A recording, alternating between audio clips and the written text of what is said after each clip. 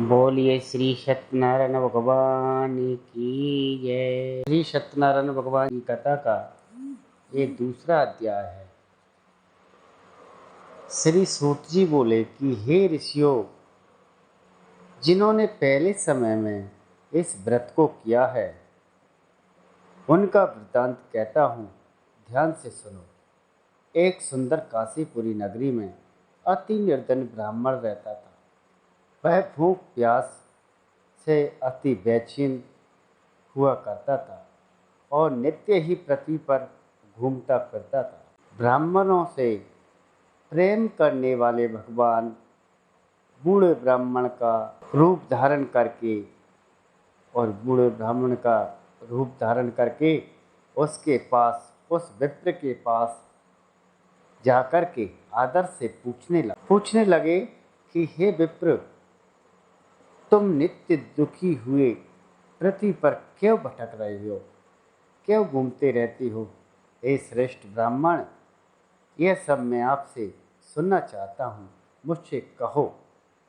ब्राह्मण बोला कि मैं अति निर्धन ब्राह्मण हूँ और भिक्षा के लिए पृथ्वी पर इधर उधर घूमता फिरता हूँ। हे भगवान, यदि आप इसका कोई उपाय जानती हो, कृपया करके मुझे बताइए, मुझसे कहिए। तब वृद्ध ब्राह्मण बोले कि सत्यनारायण भगवान मनोवांछित फल देने वाले हैं, इसलिए हे ब्राह्मण, तू उनका पूजन कर, जिसके करने से मनुष्य सब दुखों से मुक्त हो जाता है। ब्राह्मण को व्रत का सारा विधि विधान बतला करके बूढ़े ब्राह्मण का रूप धारण करने वाले भगवान फिर अंतर ध्यान हो गए और जिस व्रत को वृद्ध ब्राह्मण ने बतलाया, मैं उसको अवश्य करूँगा, यह निश्चय किया। और इस निश्चय करने पर उस ब्राह्मण को रात भर नींद नहीं आई। वह सवेरे ही उठ करके सत्यनारायण भगवान के व्रत का निश्चय करके अपनी भिक्षा के लिए निकल पड़ा। और उस दिनों से भगवान सत्यनारायण की कृपा कैसी हुई, उस दिनों से भिक्षा में बहुत स्वाद, जिससे अपने बंधु बांधवों के सहित उसने भगवान श्री सत्यनारायण जी का पूजन और व्रत किया। तो उसके प्रभाव से, भगवान सत्यनारायण के प्रभाव से और व्रत के प्रभाव से वह ब्राह्मण सब दुखों से छूट करके अनेक संपत्तियों से युक्त हुआ। उस समय से वह ब्राह्मण हर मास श्री सत्यनारायण जी का व्रत करने लगा और सब पापों से छूट करके मोक्ष को प्राप्त। आगे जो पृथ्वी पर इस सत्यनारायण भगवान जी के व्रत को करेगा, वह मनुष्य सब दुखों से छूट जाएगा। इस तरह नारद जी ने सत्यनारायण का कहा हुआ व्रत मैं आज तुमसे कहता हूँ।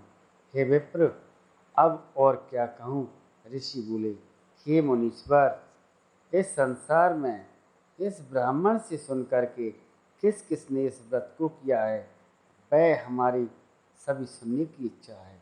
इसके लिए हमारे मन में बहुत ही श्रद्धा है। तब भगवान श्री सूत जी बोले कि हे मुनियों, जिसने इस व्रत को किया है वह भी सुनो। एक समय वह ब्राह्मण धन और ऐश्वर्य के साथ अपने बंधु बांधवों सहित भगवान श्री सत्यनारायण जी का व्रत करने की तैयारी कर रहा था। उसी समय एक लकड़ी बेचने वाला बूढ़ा लकड़ियारा वहाँ आ गया और बाहर लकड़ियों के गट्ठर को रख करके ब्राह्मण के मकान में गया और प्यास से दुखी लकड़ियारा उनको व्रत करते देख करके बूढ़े ब्राह्मण को नमस्कार करके पूछने लगा कि आप ब्राह्मण देवता, या आप किसका पूजन कर रहे हैं और इसके करने से क्या फल प्राप्त हुए, मुझसे इसका सारा वृत्तांत बताइए। तब ब्राह्मण ने कहा, सभी मनोकामनाओं को पूरा करने भगवान श्री सत्यनारायण जी का ये व्रत है। इसी की कृपा से मेरे यहाँ धन और धान्य की आदि की वृद्धि हुई है। ब्राह्मण से इस व्रत का सारा वृत्तांत जानकर के लखड़ियारा बहुत प्रसन्न हुआ और चरणामृत लेकर के प्रसाद खाने के बाद अपने घर को गया।